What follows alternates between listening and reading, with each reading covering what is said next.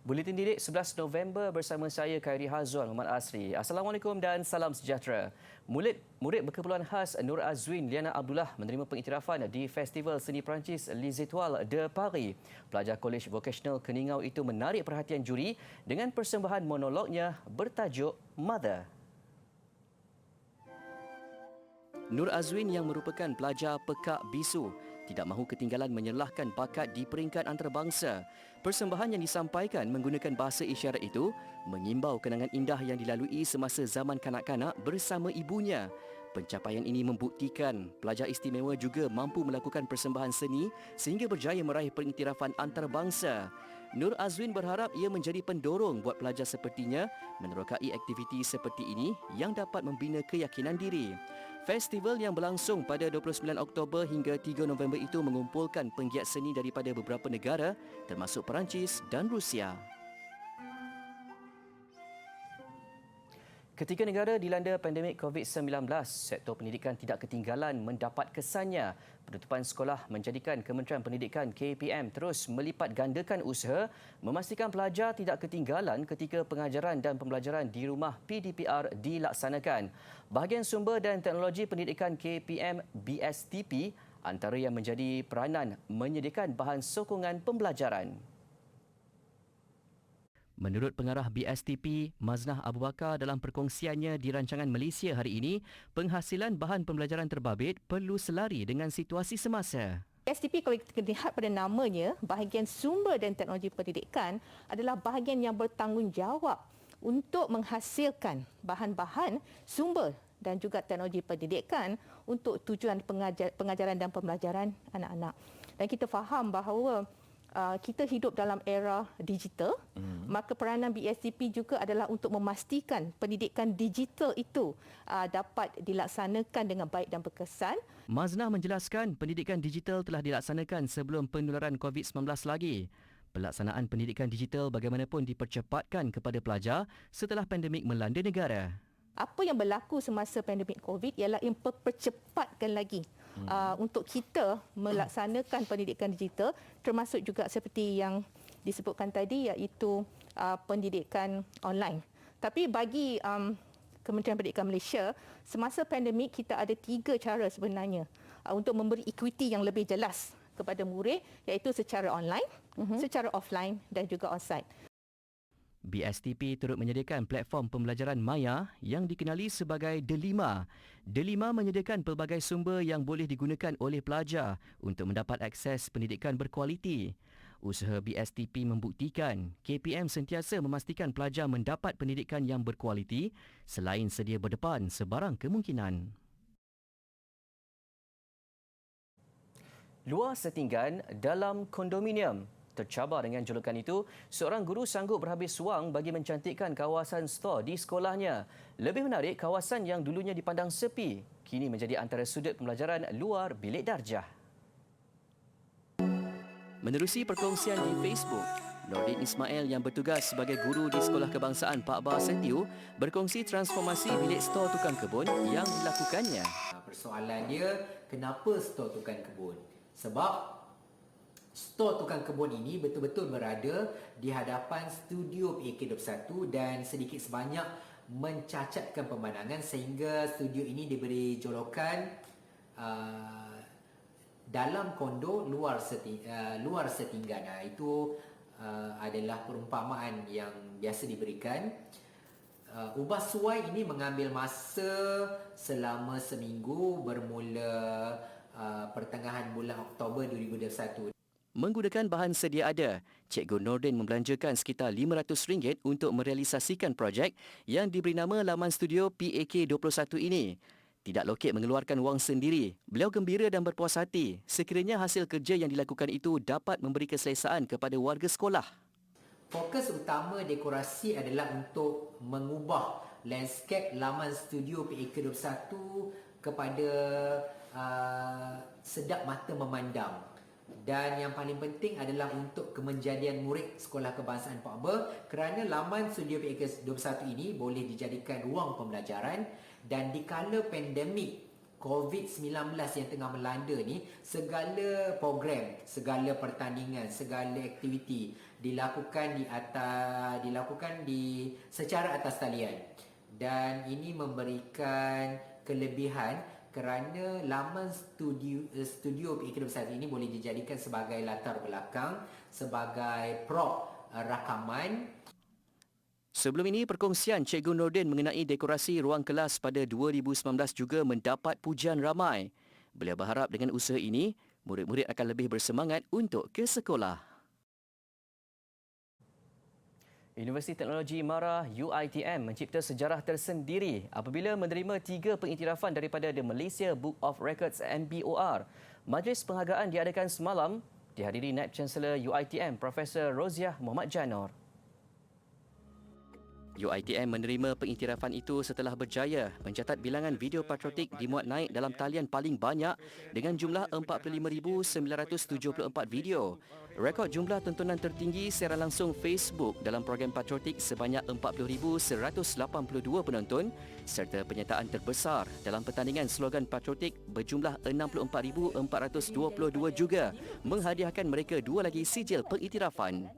Pada hemat saya, ini merupakan satu pencapaian buat universiti apabila program patriotism yang dianjurkan lebih-lebih lagi ketika pandemik melanda telah mendapat pengiktirafan yang membanggakan sebegini. Kejayaan program anjuran Pusat Kokurikulum bahagian hal ehwal pelajar itu sudah pastinya hasil kepimpinan perancangan strategik pentadbiran dan Persatuan Pelajar bekerjasama sebagai satu pasukan. Beliau berkata demikian ketika berucap dalam majlis penyerahan sijil pengiktirafan The Malaysia Book of Records yang diadakan secara maya di laman YouTube rasmi UiTM.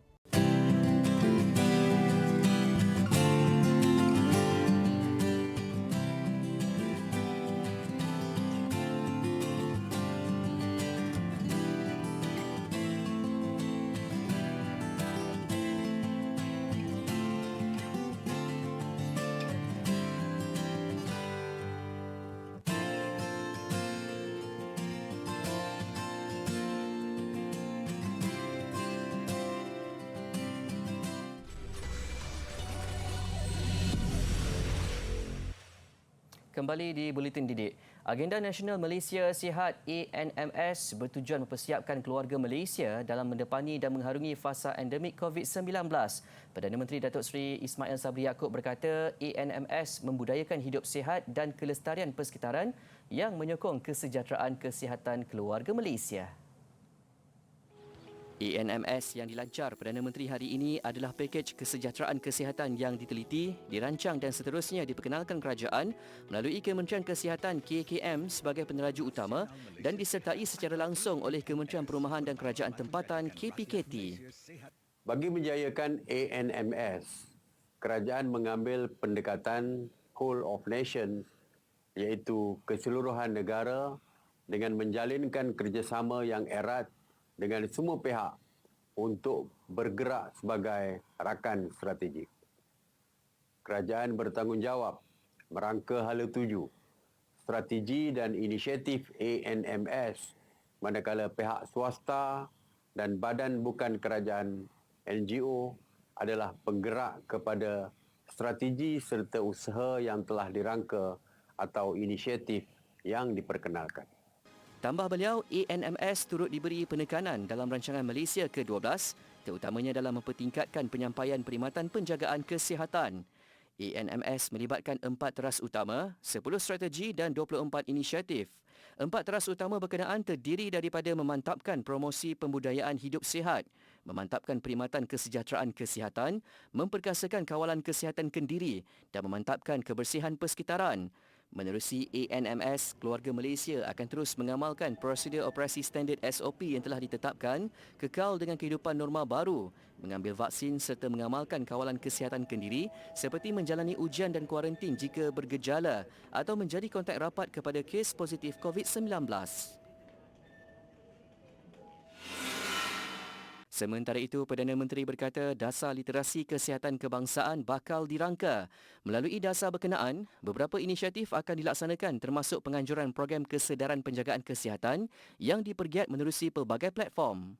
Bagi memastikan literasi kesihatan keluarga Malaysia dapat dipertingkatkan, program pembangunan keupayaan ejen kesihatan komuniti atau My Champion akan diperkukuhkan dengan tahap literasi kesihatan yang tinggi.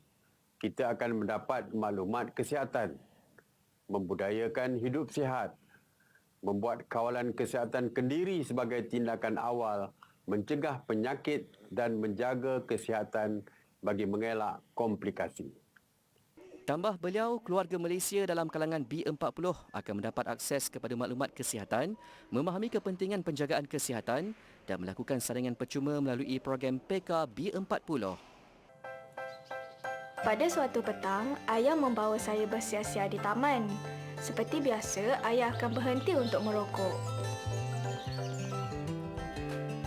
Senyap je Sarah. Apa yang Sarah tengah tengok tu? Ni Sarah tengah baca tentang kesan-kesan merokok. Kau tentang rokok. Apa yang Sarah tahu tentang rokok ni? Ayah tahu tak, dalam setiap rokok mengandungi bahan seperti nikotin, tar dan juga karbon monoksida. Semua bahan ni lah yang menyebabkan paru-paru perokok dan orang sekelilingnya menjadi rosak. Oh, ayah dah tahu semua tu Sarah. Kalau ayah dah tahu, kenapa ayah masih merokok? Ayah nak paru-paru ayah dan saya jadi macam tu juga ke? Betul juga kata Sarah tu. Sampai bila nak bahayakan nyawa keluarga sendiri?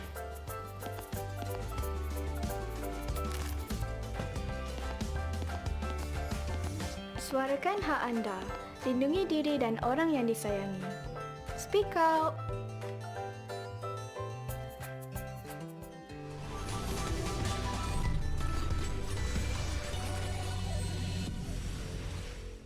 ...278 pelajar anak orang asli menerima bantuan persekolahan pada program Mara Prihatin bersama komuniti orang asli di Pos Kuala Mu, Sungai Siput, Perak. Program itu melibatkan agensi-agensi di bawah Kementerian Pembangunan Luar Bandar KPLB. Antara agensi yang terlibat ialah Majlis Amanah Rakyat Mara Negeri Perak, Jabatan Kemajuan Orang Asli Jakwa Perak, Giat Mara Negeri Perak dan Yayasan Pelajaran Mara YPM. YPM dalam kenyataan memaklumkan kolaborasi ini antara inisiatif dalam merumuskan wawasan luar bandar yang sejahtera, inklusif, mampan dan holistik sebagai agenda utama dalam proses pembangunan luar bandar di Malaysia. Sumbangan bantuan kebakaran kepada 2 keluarga dan RM1,000 kepada Surau Kuala Mu turut diberikan untuk pembangunan pendidikan setempat. Majlis berlangsung mengikut SOP yang ketat. Disaksikan Pengerusi Eksekutif YPM, Datuk Dr. Muhammad Nizar Sudin, Pengarah Mara Negeri Perak, Lailatul Asmah Muhammad Tahir dan Pengarah Giat Mara Negeri Perak, Jamaluddin Ali. Seorang warga Perancis yang juga tukang belon terkenal memecah rekod dunia selepas berjaya berdiri di atas belon udara panas pada altitud tertinggi. Cubaan Rémi Ovra itu dilakukan di Châtellerault, Barat Perancis. Ovra, 28 tahun, berbuat demikian pada satu acara teleton mengumpul dana. Cubaan berdiri itu mencecah altitud lebih 4,000 meter. Namun simbolik acara adalah pada ketinggian 3,637 meter, iaitu menyamai nombor telefon kempen teleton berkenaan. Belon dinaiki Ovra dikemudi bapanya sendiri, John Daniel, yang juga juruterbang belon udara panas berpengalaman. Non, il n'y a pas de risque. Il n'y a pas de risque parce que un vol en ballon, à partir du moment où les conditions météo sont au top, il n'y a pas de risque réel à l'atterrissage.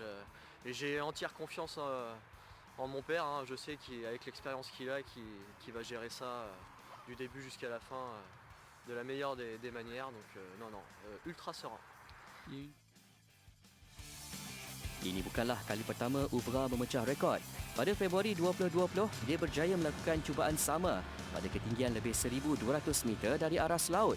Malah Ovra sudah pun mempunyai idea untuk cubaan seterusnya pada teleton tahun hadapan. Baik, promosi beli belah Singles Day sempena tarikh 11/11 hari ini menyaksikan banyak syarikat tidak menang tangan menerima tempahan pembelian. Tidak ketinggalan gergasi e-dagang Cina JD.com dan Alibaba yang menerima tempahan dari serata dunia. Daripada barang kemas dan permainan video hinggalah perabot dan makanan, semuanya dijual di platform e-dagang terkenal ini. Seperti yang dapat disaksikan, inilah situasi di gudang JD di Beijing.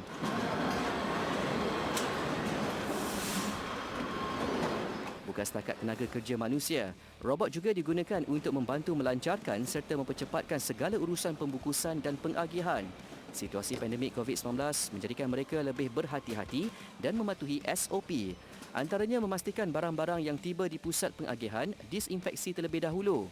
Tahun lalu, Alibaba dan JD melaporkan gabungan jualan $115 bilion dengan lebih 4 bilion bungkusan dihantar kepada pelanggan, kebanyakannya di China. Tahun ini, urusan penghantaran dijangka agak terbatas dengan cara pihak berkuasa China menangani penularan COVID-19. Kaedah sifar kes membuatkan banyak kawasan diletakkan di bawah sekatan pergerakan, seterusnya memberi kesan kepada perniagaan dan pengguna. Ini ditambah dengan tindakan keras pengawal seliaan kerajaan terhadap syarikat-syarikat teknologi besar termasuk Alibaba sejak Ogos lalu.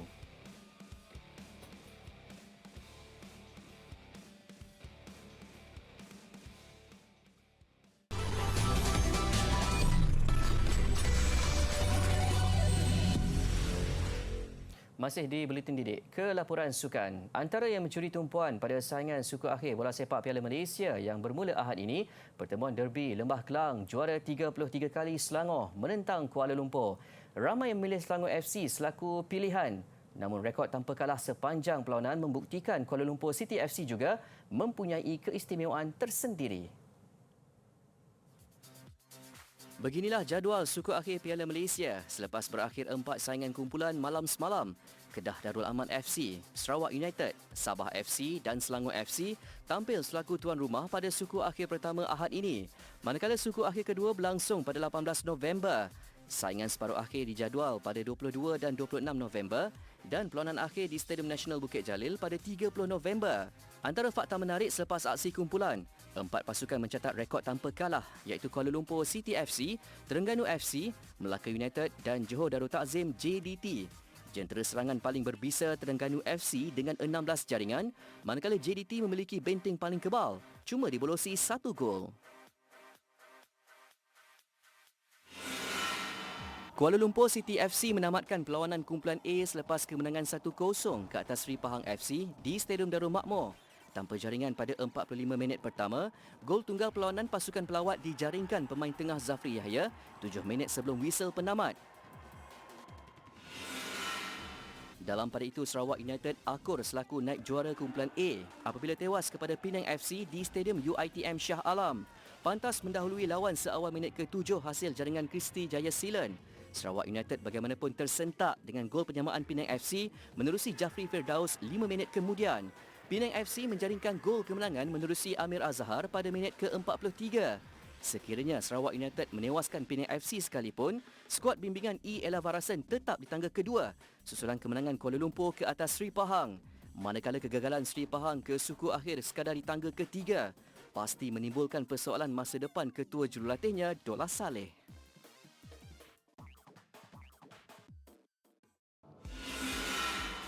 Sementara itu, hasrat Terengganu FC untuk muncul pasukan kedua selepas Johor Darul Takzim mencatat rekod bersih menang ke semua perlawanan kumpulan tidak kesampaian. Bertandang ke Stadium Negeri Kuching, Terengganu FC diikat keputusan seri oleh Kuching City. Meskipun mendahului pada minit ke-19 menerusi jaringan Muhammad Rahmat Makasuf, pelawat gagal mengekalkan kelebihan itu. Sebaliknya, Kuching FC berjaya menyamakan kedudukan untuk keputusan 1-1 hasil penyudah Yuta Suzuki pada awal babak kedua. Satu lagi aksi kumpulan B, Perak FC menentang Selangor FC. Tuan rumah bermula baik dengan mendahului Selangor FC seawal minit ke-10 menerusi jaringan Royizat Daud. Selangor FC bangkit dengan gol penyamaan pada minit ke-72 melalui Sean Eugene Selvaraj sebelum Wan Zaid Haikal Wan Noor menjaringkan gol kemenangan pelawat 5 minit sebelum perlawanan tamat. Beginilah kedudukan terakhir selepas kesemua pasukan menamatkan 6 perlawanan.